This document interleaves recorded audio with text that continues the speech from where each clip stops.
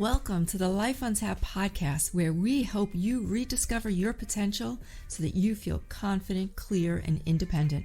Have you inadvertently put yourself last all these years by putting others first, only to wake up in your midlife and find yourself lost in the shuffle?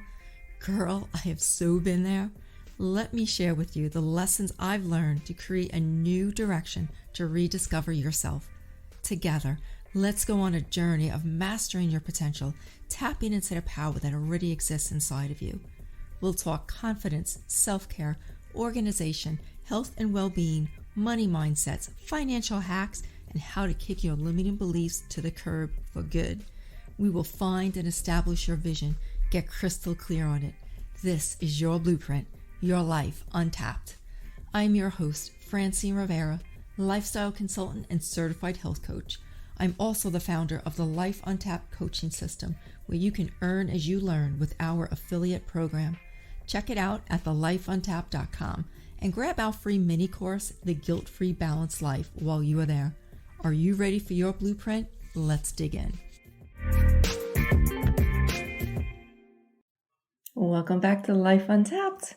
A few weeks ago, probably more than a few weeks ago, was August 30th. I interviewed Amanda Neely on episode 44, and we spoke about tips for planning your financial future. Now, her and her husband are the founders of Grandma's Wealth Wisdom, and about the same time, she interviewed me for her podcast. She has two podcasts. So she has Grandma's Wealth Wisdom, and then she has another podcast, FIFE, which is geared to feminine, so feminine financial independence, and FIFE actually might stand for Financial Independence, Feminine Empowerment. So I loved it.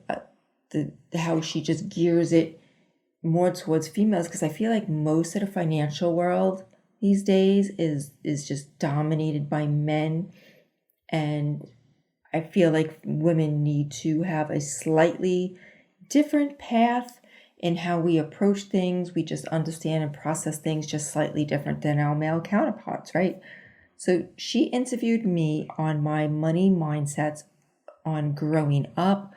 My parents were entrepreneurs. I don't know if you guys know that. They had a brick and mortar business because there was no online back then. And this is going way back. And it was in Brooklyn, Bensonhurst to be exact. And it was a driving school. So my father one day, funny story, worked for a bank. But he worked part-time. His second job was teaching people how to drive. And then one day he came home and told my mother, hey, guess what? I bought a business. He bought his boss's business at the time. I guess he was selling, getting rid of it, retiring, whatever. Offered it to my father. My father said, sure, without even talking it over with my mother. He's a great guy, so don't get the wrong impression. It's just, I don't know. I guess he just was excited. And this is, gosh, early 70s, y'all. So it's probably a little bit different then than it would be now.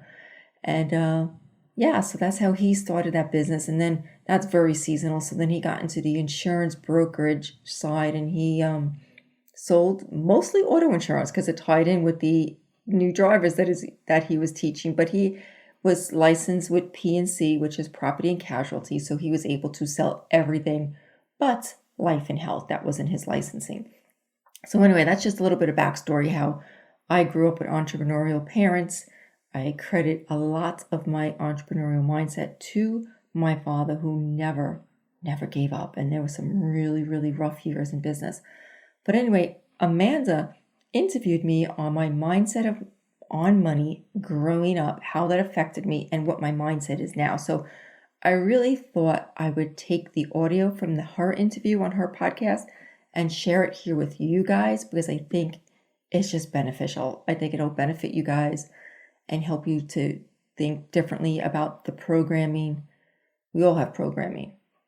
So if you can just recognize maybe some of the programming you have to your financial situations or your money mindsets, it may be helpful to help you reframe that. So enjoy. I hope you enjoyed this interview. And here we go. Hi, welcome back to the FIFE podcast. Today, I've got a fun interview that I did with Francine Rivera. This is one that has not appeared anywhere else, not on YouTube or anywhere.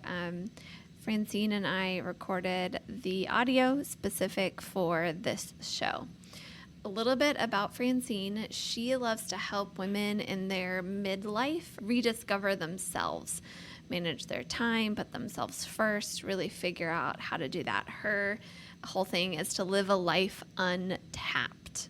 And I'll put a link to her website in the show notes if you want to check that out. A couple big takeaways from this episode.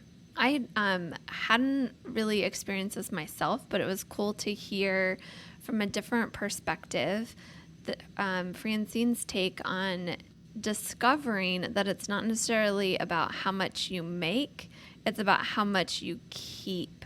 And she found a lot of freedom thinking about, well, just because you can't afford the payments for something doesn't mean you need that something, whether it's a house or a car, right? Or really whether you can afford it, right? Just because you can afford the payments doesn't necessarily mean you can afford the thing, right? And all those payments that it adds up to.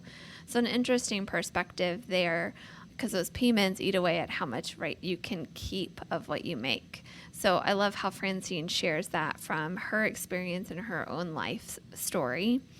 And then toward the end of the interview, we were talking about personal development.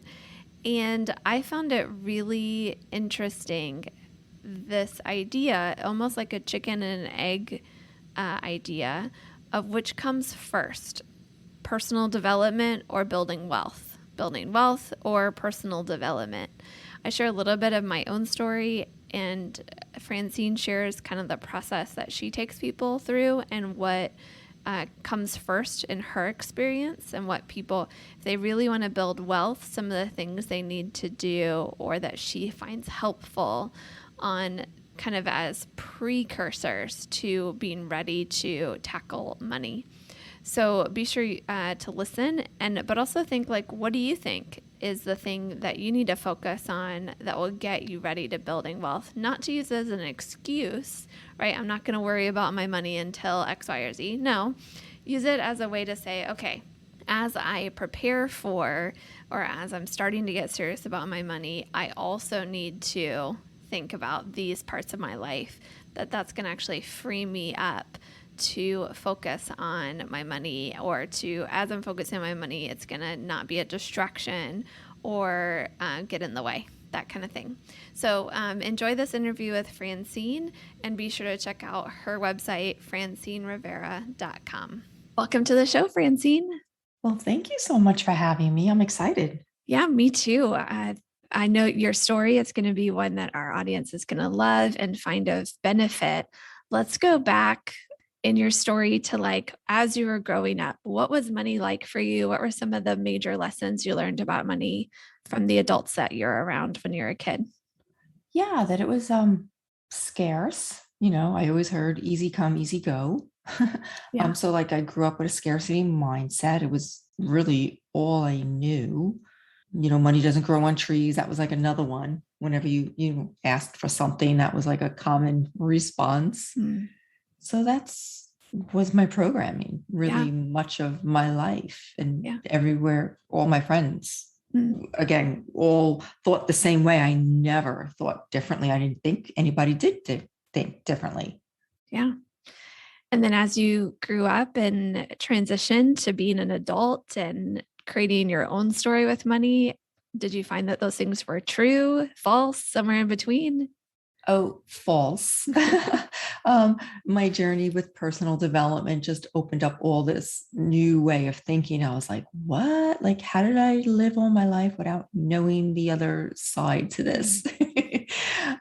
So it's something I'm just going to admit I struggle with daily. That's to still have like an abundance mindset versus the scarcity mindset that I grew up with. So it's still something that I have to catch myself with now, as opposed to falling back into old habits and thinking, oh no, it's scarce and there's just a limited supply. And, you know, again, just thinking that you just can't have more of it and options aren't available. And like, it's so different from the way I grew up. And it's wild because my parents were entrepreneurs Hmm. and they still had that mindset that you had to be careful, you had to keep what you made because business can turn. Their business was seasonal, Hmm. so they had to save in the up season because they knew like winter was coming, Yeah. metaphorically. Yeah. So so they had to gather in the summer to make it through the winter, and that's just what they believed, even though they were entrepreneurs. And it was somewhat true because of their business was seasonal. But like I said, just my personal growth journey as an adult has just taught me all these like different ways to think and reframe those old thoughts. Yeah. Yeah.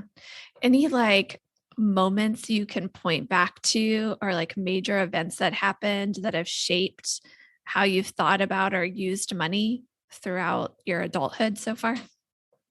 With my new thinking of abundance Yeah. mindset, Yeah. just that there's enough to go around and that it's not a limited supply and it's really our thoughts that create our reality. Hmm. So again, it's just constantly keeping my thoughts in check Yeah.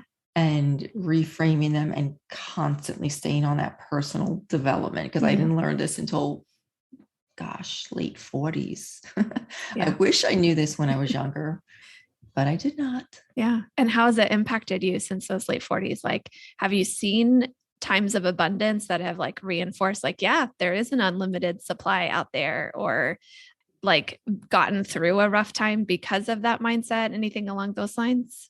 Oh yeah. I mean, nothing specifically that I can think of right now, but for sure running my own business, just that mindset has opened up doors for me because I feel like you're just opening up this portal. When Mm, you think differently, that you just attract more. yeah. I know that sounds a little woo woo, but it's what I believe now. No, I agree. Like I've seen too many times when people get clear on if they all of a sudden got a windfall, what they would do with it, right? Or if their income increased by 10%, they're clear on Mhm. what they would do with those funds and they have that set, then more often than not, I start seeing that increase in their lives. Right. Yeah, They get that 10% bonus. They get an unexpected windfall. They land a big customer, that kind of thing. And right. who knows like what's really going on there, but I think there's something to that when like, and you have a plan, maybe the Yeah, money was going to come anyway, but because you have the plan, you know what you would do with it. It doesn't just evaporate because you spend it all, right? It right. goes to that plan. Yeah, I feel it's like law of attraction or just magnetism or just something that you're just open for it and you're not blocking it. Yeah. Yeah. So tell us a little bit about like what was the motivation behind starting the business? How has that continued your money journey? Changed it? And of course, tell us more about the business too, because I know our audience doesn't know that yet. Yeah, sure. Oh gosh, where to begin? I I guess started in the online. No, I had a brick and mortar first. Let's go way back. Okay. So because I was raised by entrepreneurial parents, I just loved that where there was no cap on your income Yeah. and you were in charge. So I had an online, oh no, I had a brick and mortar business, which was a fitness studio. Loved it, loved it, loved it. Closed my doors for a number of reasons after a few years and then went into the online space. And now the geographical borders are just like wide open. And it just gave me the freedom where I didn't have that before. So now I've got the freedom to just work around my family and create as much money as I want. So my business is actually it's Life Untapped. I'm a life coach, but I specifically help women in their midlife rediscover themselves and just create their vision because they've put themselves last all these years, typically, to put the kids and the husband in Yeah. first. And we help them pay off some debt and become financially independent of their spouse, which I know could be a thing for women in their 50s and 60s. We probably not all of us, but relied on most of our husband's income for a long time. So that's my business end of it. But when I started my personal development journey, I went to this event once and I heard it wasn't how much you made, it was how much you keep. And I was like, it was like a punch to my gut. I was like, wait, what? I was always Yes. I was always told it was how much you made. And that one sentence shifted my whole mindset on money. And then, the stories you realize if you can't manage, say, $100, you're probably not going to be able to manage 1 million. Yep. If you can't live below your means, what you're making now, you're just always going to live above your means. So it was more of a skill and a mindset rather than how much you made. So Yeah. that rocked my world. Mhm. I love that. That is such a powerful lesson. Keep going. Like, how did it rock your world? How did things start shifting for you? I know, like, to even like, I think your business tagline, you talk about helping women embrace a growth mindset. That growth mindset is often about how much you're making and people want to earn more and more. But it Yeah. sounds like you define that a little differently with when it comes to at least money. Yeah. Well, for myself, my husband and I, we also learned in that same event that debt is a slave. And just because you can't afford the payments doesn't mean you should. Yeah. So I came home and I looked at my house and I got physically sick over how much stuff I had and how, you know, look, I wasn't living in a $1 million home, but there was granite, there was some marble, there was like ornate molding, and I got sick. I'm going, why? Mhm. Why? Like, who is this for? So I was like really scared because I had to tell my husband we need to sell the house, and we had just built it like two or 3 years prior. I was like, he's going to kill me. But I laid out this whole plan. I was like, listen, if we sell the house and downsize, we can pay off X amount of debt and we can just be freer. Like, sure, we were affording the payments, it was no problem, but there wasn't that much left over to give. And giving to us was very important. So we came up with this plan. We sold the house. We paid off $110,000 worth of debt just by selling the house. So we went to a lower mortgage. Yeah. We paid off 2 cars because, again, if you could afford the car payment, why not get the fancy car? So and we had one leased car. So we were like, all right, we're not going to lease anymore. So we bought 2 cars. We owned them outright. We had, a boat. We was like, okay, no more boat loan. Stupid little things that you think, if I could afford the payment, why not? That was my mindset up until that point. So then we just downsized. I still lived in a beautiful home. It wasn't as ornate or as big or as fancy. I still drove nice cars, but all I had now was a small mortgage. And that was just so freeing because now we can just give away more money. Yeah. Yeah. So, And in terms of your level of satisfaction or happiness or joy in life, how did that change with that freedom to give? oh, definitely happier because Yeah. I felt lighter. Yeah. Like I said, like, even though you can afford the payments, it's still, oh my gosh, every month, all this money is going out. Like, it's freedom you can't explain. And if I had known this earlier, I'd be totally debt free now. My house would be paid off. But Yeah. because my husband is 64, I'm going to be 57. If we tackle the mortgage now, it's going to really impact our lifestyle in our retirement years. So we made the decision not to do it. And our mortgage is so small and with interest rates being so low, Right. that it really is such a low payment. It doesn't affect us. But like I Yeah. said, if we had known this years ago, we definitely would be mortgage free at this point. Yeah. But good for you for thinking, well, if we put more on our mortgage, all we get is like to pay off the mortgage faster. But if we put Mhm. that extra to grow for us and our retirement funds, those kind of things, then we're going to be able to have more income in retirement. And then if we still need to make some mortgage payments, then that's fine because we're going to have the extra income to be able to do it with. That sounds Yeah. like the decision you made there. I think that's Yeah. very smart. Love it. Yeah. We didn't want to, like, I don't want to say the word suffer, but we didn't want to like really grind Right. now like now that he's fully retired. It Mhm. just didn't make sense because it would probably take maybe 7 years to pay off the mortgage, which isn't a lot of time. But when you're in your 60s and you want to maybe travel, you just got to weigh the two and decide which is best. Right. And Yep. not doing that was best Yeah. for us. Yeah. Everybody's got their own priorities. Yep. Absolutely. How has the personal shifts that you've done with money and paying off debt and downsizing, how has that impacted your business? It made it was I was because I was able now to put more into my business. So to even start it, to invest in the coaching, to invest in the programs, to get the tech out there, to hire the team, I had that money. Whereas I probably wouldn't have had it years ago because it was all tied up in all my payments. Yeah. So yeah, so I have just the extra money to for the capital to do it. Yep.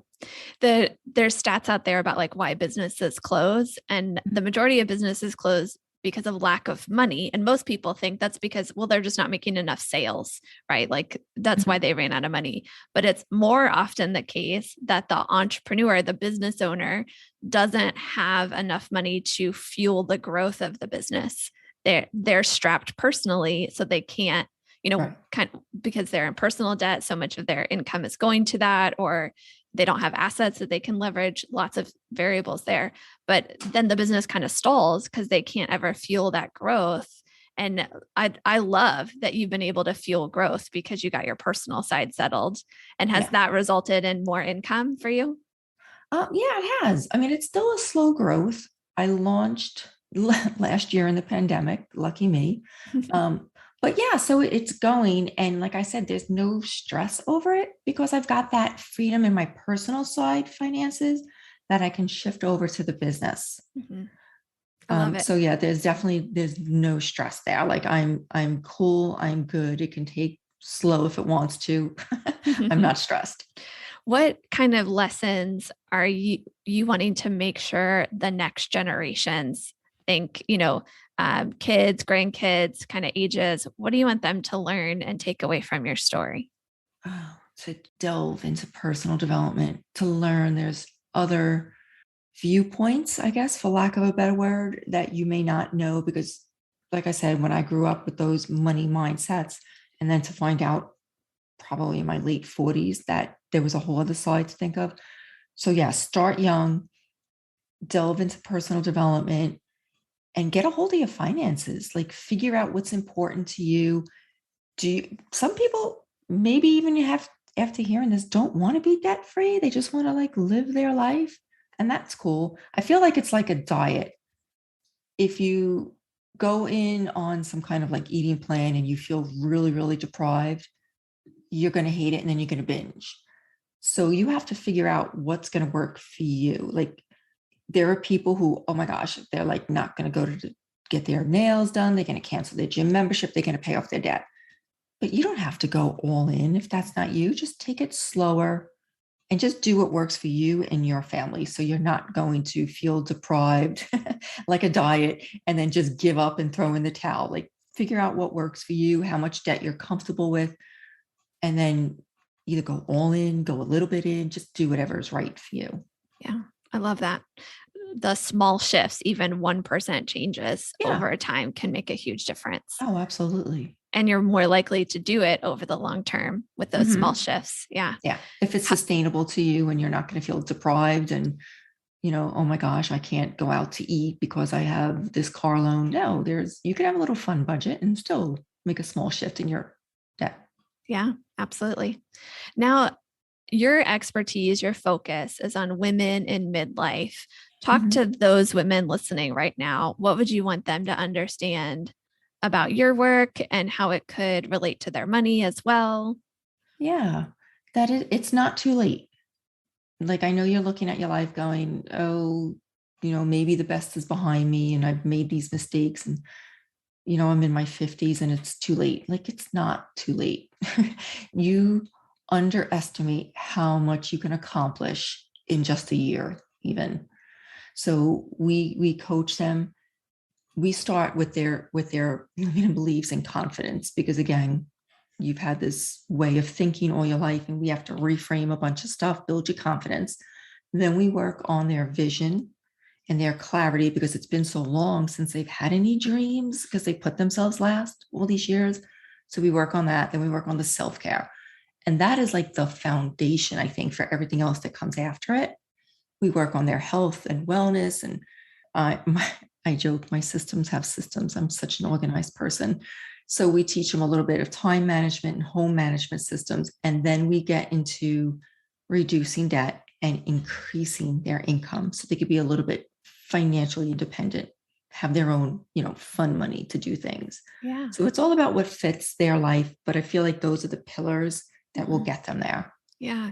I love how those kind of build up on each other. Because when I look back at my own story, about a year before I started my getting serious about my financial journey and, learning how to build real wealth and pay off debt and, things like that. About a year before was when I decided I need to do some self-care. And for me, it looked like I was an entrepreneur at that point. We owned a brick and mortar. I was going to at least take one evening off per week to do a date with my husband. That's what self-care looked like for me at that point, because we were working who knows how many hours. And I think that decision to put myself and me as a person and as a wife, ahead of me as an entrepreneur, and that then laid the groundwork to be able to dream about money and being able to shift some of that poverty mindset into actually I could build wealth that lasts generations and stuff. So I love that how you built that up, right? And you even had self-care before then tackling the finances. Yeah, I feel like it stacks on each other. Yeah. And you just have to do those foundational steps before you get to, you can't just go right into, I think in my program, my coaching program, we just don't tackle the money first because there's so many foundational steps you need to have before that. Yep. It's like putting on your jewelry before you have your outfit on. Cool. I love it. Thank you so much for sharing that. That was an aha moment for me right there. I love it. As you think about your future and where you're going with your business, with your money, what kind of things are you looking to see change? How do you want to, continue that journey to make yourself, even more proud? I want to learn investing. That's always been, how would you say it? Like a scary thing for me that I was like, oh, I don't understand that. So I just blocked it all out. But I realize I have to learn, and it's probably not as hard as I think. It's just a skill, and like anything else in life, you just need to take the time to learn and do that. So in order to be, I guess, more, what's the word, like a good steward over my finances, now I need to learn the investing part of it. So that's a goal of mine. Yeah. So then, what is happening within those retirement funds, how you can make decisions around that, those kind of things. Yeah. Yep. Good for you. That I love that as a growth area so that you're not dependent on someone else to make those decisions for you. Right. I mean, it would be so easy to just call up your advisor and say, hey, just do it. I don't want to understand. Just do it. Right. But I don't think that's being a good steward. Exactly. 100% agree. Love it. Okay. Be sure. So I want to hear any parting words and then where folks can find you, your podcast, your website, that kind of thing. So, because I know that people from our audience are going to want to connect with you and find out how you can help them. Yeah, sure.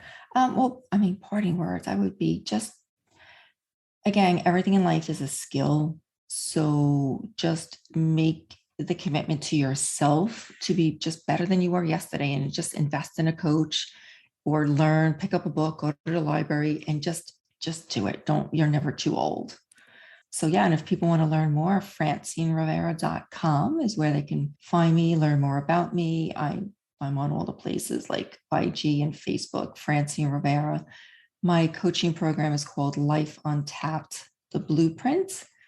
That's a do-it-yourself course, or they can work one-on-one with me, and where we personalize the course to your specific needs. And they can also set up a free call. Everything's on the website, FrancineRivera.com. Great. We'll put that link in the show notes too. So really easy for people to find. Thank you so much, Francine. It's a pleasure to hear your story. Oh, you are so welcome.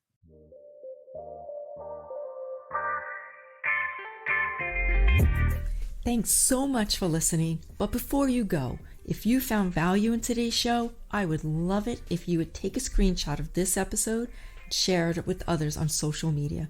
And be sure to hit that subscribe button and head on over to iTunes or wherever you listen to rate and leave a review. It is how we can empower, educate, and shift how others visualize their lives. Until next time, my friend, remember to live a life untapped. You are worth it.